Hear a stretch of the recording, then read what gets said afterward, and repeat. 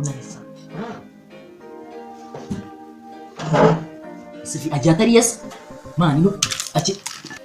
amezi ko mukunda kubona wahangayitse utari muragiga nanjye umutima wanjye uri kukwitaho nyine mwazo ko rwose ahubwo gira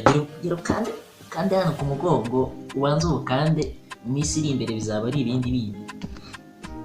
naho ubundi inkwero rwunge tujye kurya rwatugeza mu umutima wanjye uri kukwitaho ntabwo mba meze neza mbabarurukiye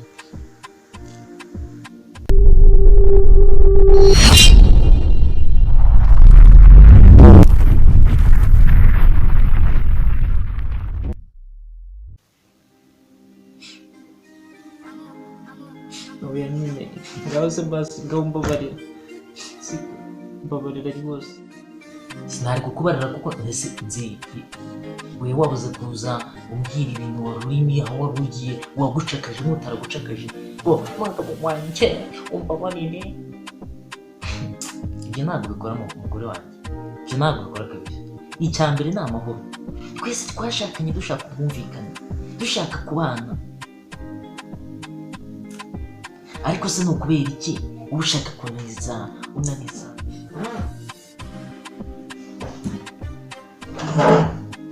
sifi agiye atari yes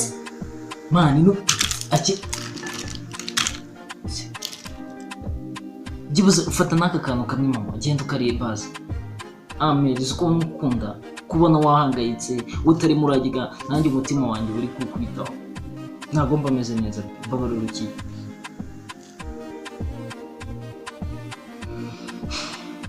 hariya aya si amasaha ibisibi yabuze iki ibintu byose wabiteguye wabikoze ntagenda uru rugo nzarubamo dushobore kuko uzi ko ari mu minsi ishize ari igihe Rwanda nabo bazajya batimbura nk'iki n'iki ngo nakoze ibintu ngo mbikorera kurako ndategura nimurye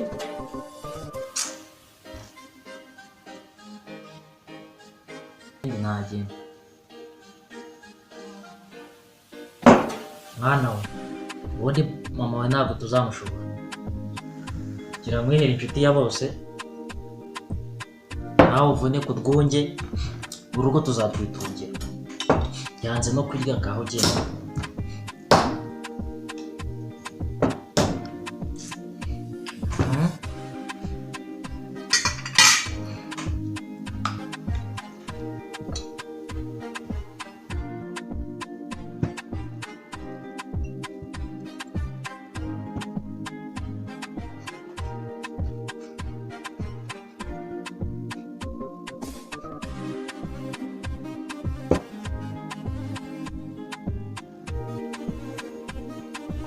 ahubwo bure kuvuna urwunge ngo nijoro winyitere sitori za mwana mwiza wakonze sha numvise ko ufite umwana ukwemera no kubimbwira utambwira nconga agatama kamfashe ngo ningoye kibiro umugurira amayini hajyaga avuga ati yaba najyanye rwose ku mwana njye nyine muzuko nyine muzuko rwose ahubwo gira kandi hano ku mugongo ubanze ubukande iminsi iri imbere bizaba ari ibindi bindi naho ubundi inkwero rwunge tujye kurya rwatugeza mu rugo uru rwanjye ko ruranarenze